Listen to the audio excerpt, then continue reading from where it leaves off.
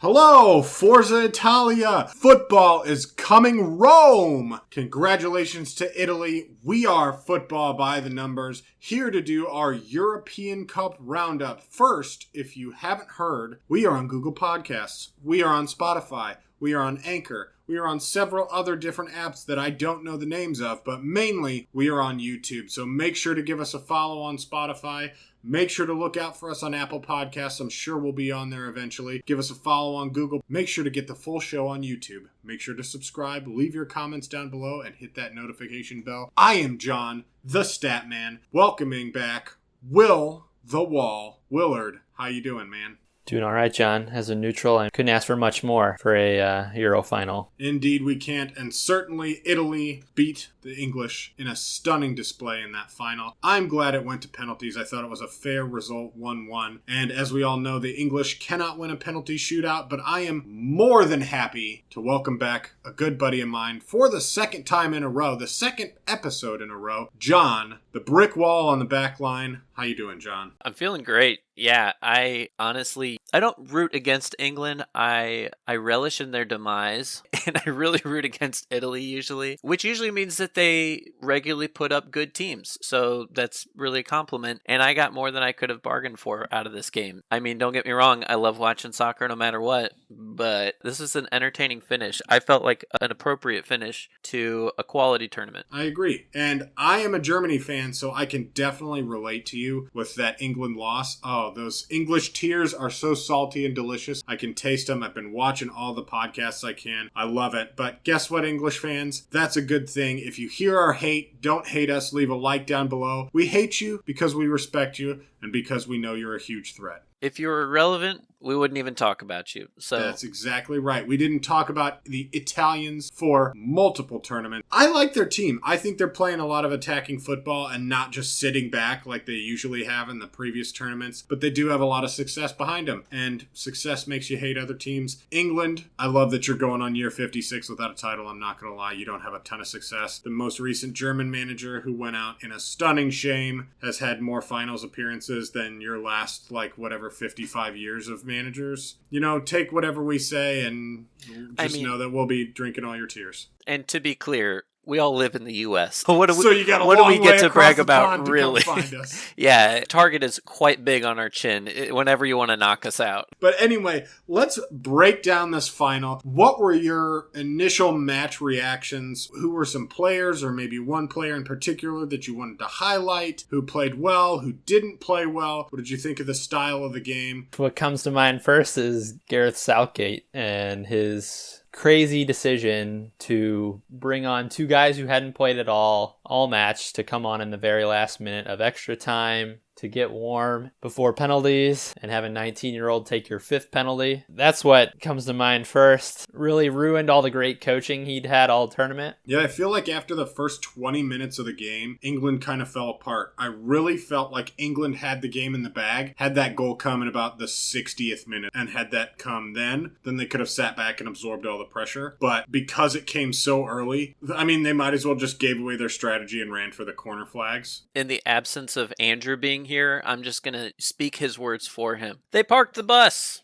They parked the bus. Them scoring that early was the worst thing that could have happened to them. Obviously, at the moment, it felt great. It felt sweet, but you're right. It only took about, 20-ish minutes until they weren't even trying to possess the ball, it seemed. Some of the brilliant play that they had displayed through a lot of the tournament, like Will kind of said, it just erased a lot of that, especially for Southgate, because he was doing some cool stuff with his roster. If you've got that many players, that many defensive players, what are you going to do to really display their talents? He showed you several different ways of doing that throughout the tournament. But what are we left with thinking about? The 19-year-old taking the fifth, which, don't get me wrong, I don't even think that's just a bad decision. I think it is unfair to that player. Usually I give a lot of benefit of the doubt in terms of I don't know what's said in the locker room, or I don't know what happens on the training pitch. Maybe this guy's got an insane juke, fake you out. You really think he's going left, but whatever it was, I don't care what you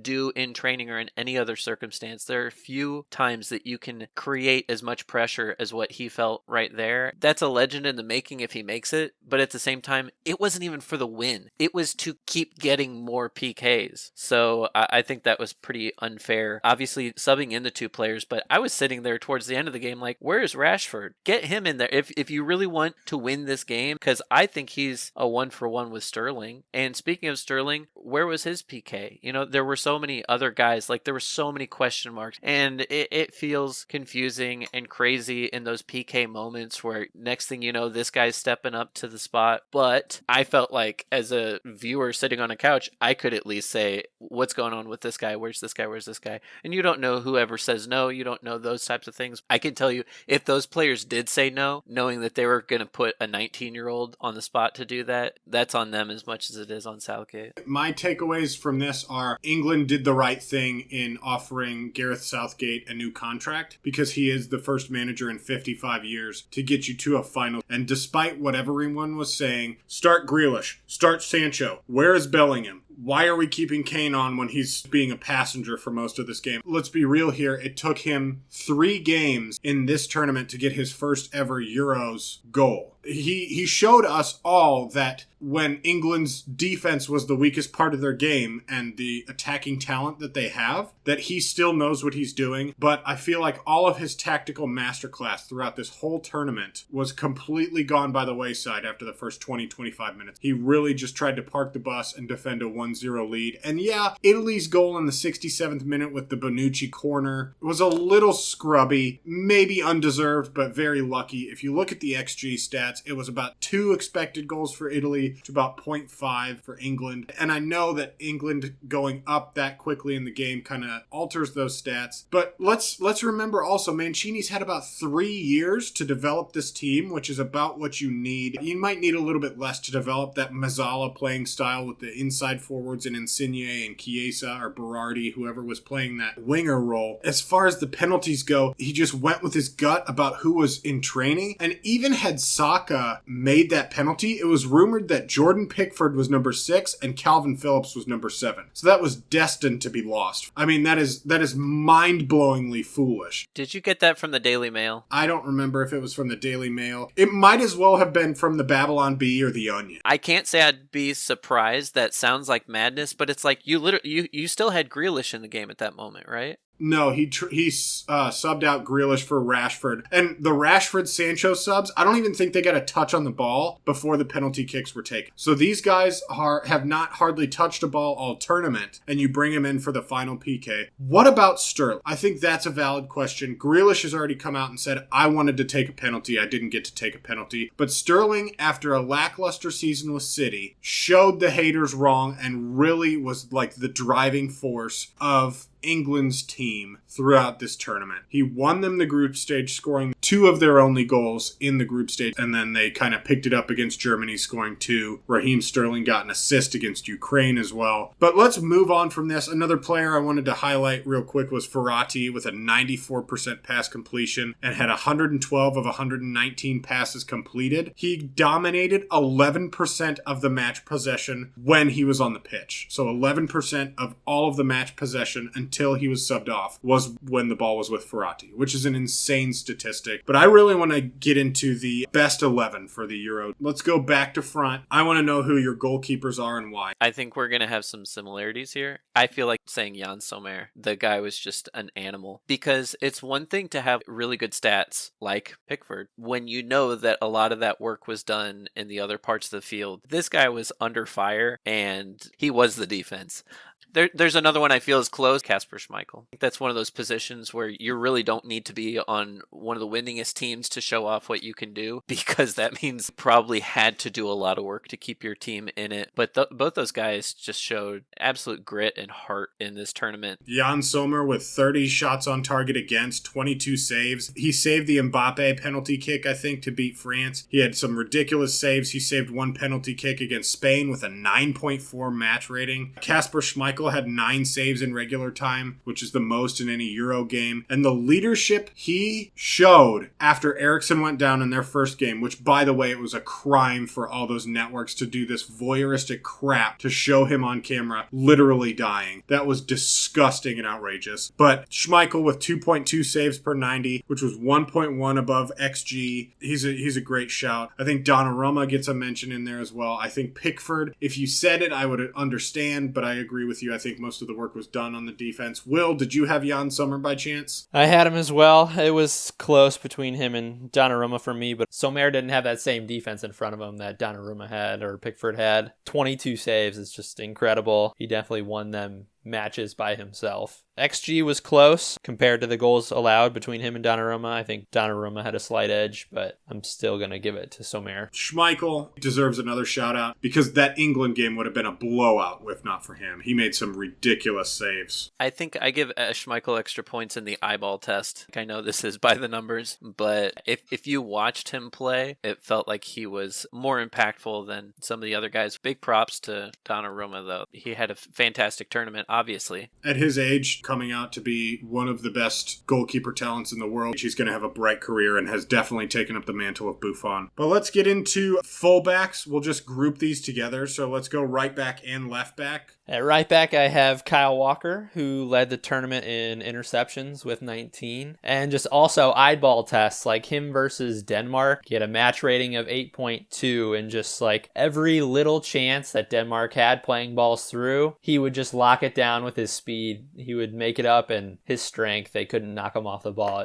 He just really impressed me in that semifinal match against Denmark. Left back, I had Luke Shaw. I mean, wow. Good year for Man U, but man, real coming out party with England. He is quick for a chubby little fullback. 4 goal creating chances this tournament, 3 assists and a goal. I would never have guessed that. He was crazy. He was really good. I'm going to push back on your Kyle Walker pick. The only reason he's good is because he is fast, and that's the only contribution he gave. He is the reason that England beat Germany, though. Had he not gotten back to save Declan Rice from getting a red card, I think Germany would have taken that game. But John, let's go to you. I also had Luke Shaw for offensive prowess. I had to put Chiellini in there. Definitely give greater appreciation to the veterans who have stuck it out and been around for a while and still looked good. I wanted to do something a little different with my last pick, and I was thinking Patricio, somebody who stood up in some games against, I felt like I wanted to pick somebody from one of the most difficult group stages who outperformed expectation instead of only plucking from finalists and semifinalists. So I went with a 4-3-3, so I have 2 fullbacks. I went with Joachim Mela from Denmark. His average match rating was about a 7.15 throughout all the games that they played. That cross versus the Czech Republic, let's talk about the eye test there. That outside of the foot cross, absolutely disgusting. I know he played left wing back, but that was crazy. Finished the tournament with 2 goals and 1 assist. From the left back position, I just want to shout these statistics out to you. 22 tackles and interceptions and 9 blocks. Averaged 69 touches per game, 88% of which was in the attacking third. So he did do that offensive work as well as that defensive work. He finished the tournament with 2 goals and 1 assist, 15 shot creating actions, and 2 goal creating actions. The left back, I had to go with Spinazzola. He had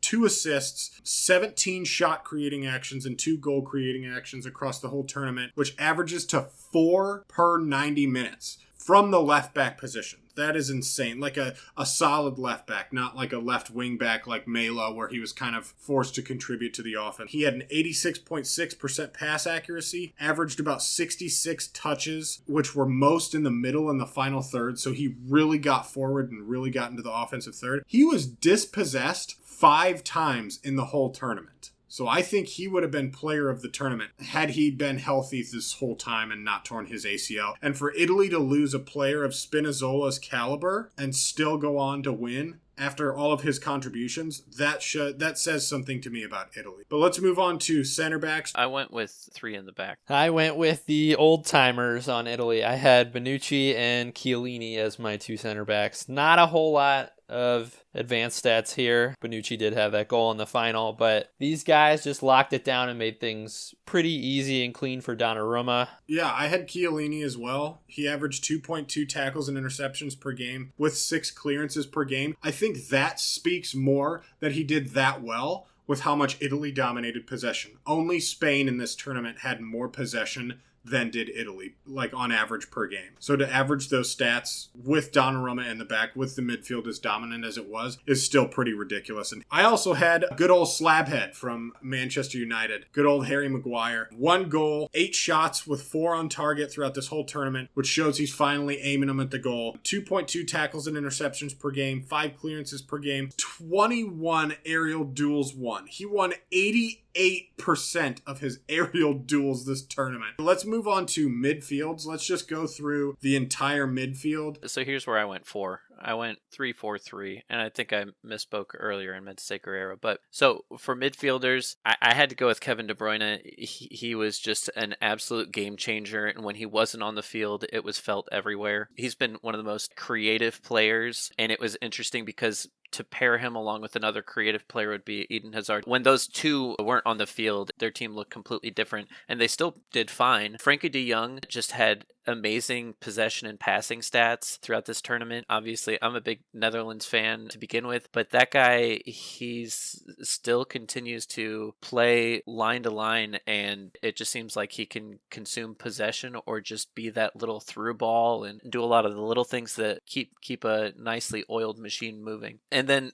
the other two, again, these aren't the most winning teams, but N'Golo Kante and Paul Pogba. I put both of them on there because where France, their failures in this tournament, they looked kind of heartless as a team, like they didn't put their heart into it. This guy plays every minute as hard as he can. Like that guy runs in the 93rd minute like the whistle just blew to begin the game. Pogba, I also felt like was trying to string things together with his team. He's the type of guy where he's like such a polar opposite in that you won't see him looking like he's trying his hardest, yet he's doing so much on the field. So yeah, if I had this midfield for a team, I'd be very happy with just the amount of creativity and angles that would come around. Pogba is just magical on the ball with his dribbling ability and his cross-field passing. And Conte, I think, in the Germany game, averaged like 8 or 9 tackles and interceptions from the midfield. It is disgusting how good that guy is at his age. Yeah, there was a little overlap with John. I had Paul Pogba as well. Mostly just for that game against Switzerland where they lost in penalties. He was just incredible with a match rating of 8.8. Everything looked so easy. Elsewhere, it was close. I had to get an Italian midfielder in there between Jorginho and Verratti. I went with Marco Verratti. He was second in the tournament in goal creating actions with 4, third in shot creating actions with 26, second in tackles. So a little bit of offense and defense with him. Very well-rounded player. And for my final midfield pick, I went with Pedri from Spain. He just dominated. Hopefully the next Iniesta maybe. First in goal creating actions. First in shot creating actions. Top 10 in pressures. First in carries and passes in the final third. He's in my team too. He didn't give the ball away versus Italy. He finished the tournament with a 92% pass accuracy, 70 passes that he completed all game versus Italy. The next in Spain was 20 shot creating actions. That was Dani Olmo. He had 68 passes into the final third. That own goal was BS versus Croatia. That was totally Unai Simone's fault. I went the other way from you, Will, so you went with more of the Mazzala pick in Verratti. I went Jorginho. He finished the tournament with 94% pass accuracy, so that's 487 of 518 passes completed throughout the whole tournament. Had 23 shot creating actions, averaged almost 5 tackles and interceptions per game, had 135 pressures, so the press really was enforced by him, and he did a great job at it. I think he completed about 30% of his pressures, had 587 touches, most in the middle third, so he was really the general, the dictator of play in the midfield, and he received the ball 98.7% of the time he was passed to, so he was always available, always willing to dictate the play. My midfield that I didn't hear either of you guys say was Højbjerg, He started the press and had 104 pressures. He was number 1 on Denmark. Number 2 was Thomas Delaney with 69. And he's really known for being that like defensive destroying midfield at Southampton. He's also a Bayern boy. He's shown that he is more than just a destroyer. He's a relentless box-to-box midfielder. His 3 assists beat the expected assists by 0.7. And after that heartbreak where he was just destroyed by seeing Christian Eriksen almost die on the field,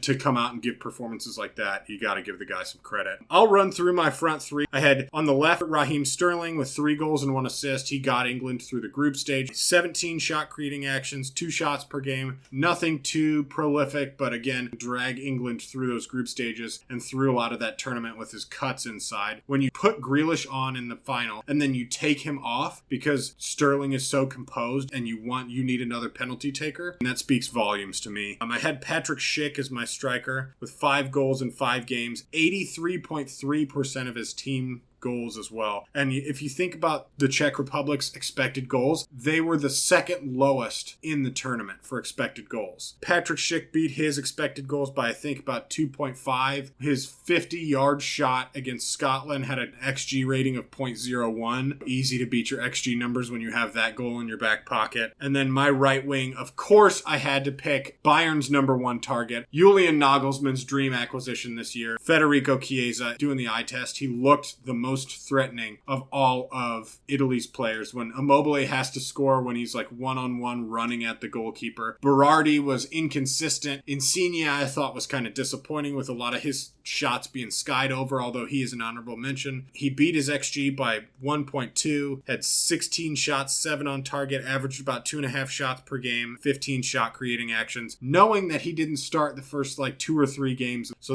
that's my starting 11. Well, we had a lot of overlap. I had Patrick Schick in my top line. What a coming out party for the Leverkusen man. Sterling led the tournament in 23 dribbles passed. Scored all of England's goals in the group stages. I had Chiesa as an honorable mention. He probably would have been in my starting 3 if Italy had known how good he was and had started him more matches. My last starting spot went to Emil Forsberg from Sweden. 4 goals in the tournament, overperformed his XG by 2.3, and I think he was robbed by the post at least twice in that final match against Ukraine. So yeah, I was singing the praises of Emil Forsberg as well, because that team looked toothless at times, and then he just came up and bit somebody, and he put the ball in the back of the net. Positions on the field that you just did not expect. Chiesa I also had because in the games that it mattered, you could just tell the defenders did not know what to do against him. It felt like it was just a matter of time before he was like taking the game over or was going to have the decider, and it was really tragic that he ended up injured and had to get subbed out. And then the last one I had was Sarabia. I felt like I could have maybe had a couple Spanish players. Morata, that poor guy, I couldn't have it be him because he just had so many more opportunities that he missed. And so while he still put up good numbers as far as what you look at for a whole tournament, what they were expected to do was a lot greater than what ended up happening. But you can't take away from the fact that just because people know you're good doesn't mean you didn't still show up and play well.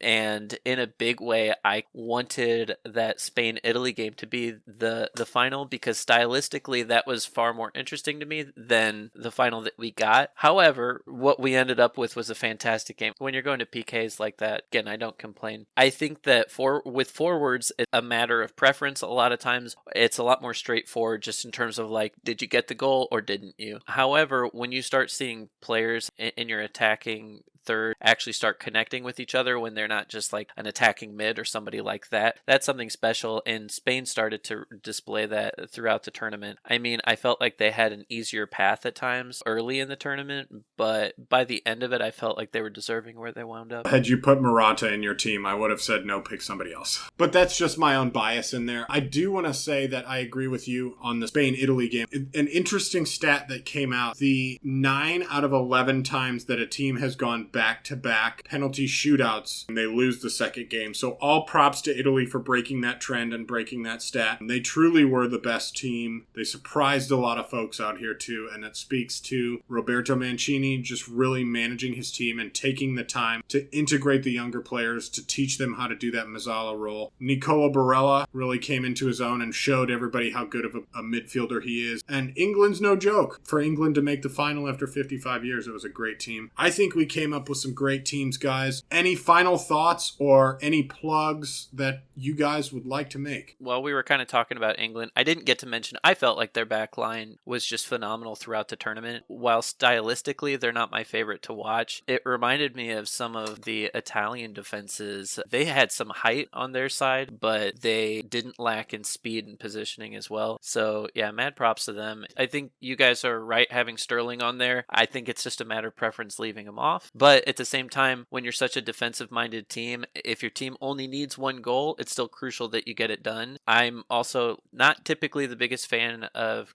Harry Kane, but he looked more creative than usual and looked like a different player this tournament to me. It's that Tottenham charm that really made him more of a creative force instead of just an upfront striking option. And it's also that Tottenham charm that is keeping him trophyless. Will, do you have anything to plug? I'm excited to see how long Italy can keep this unbeaten streak going.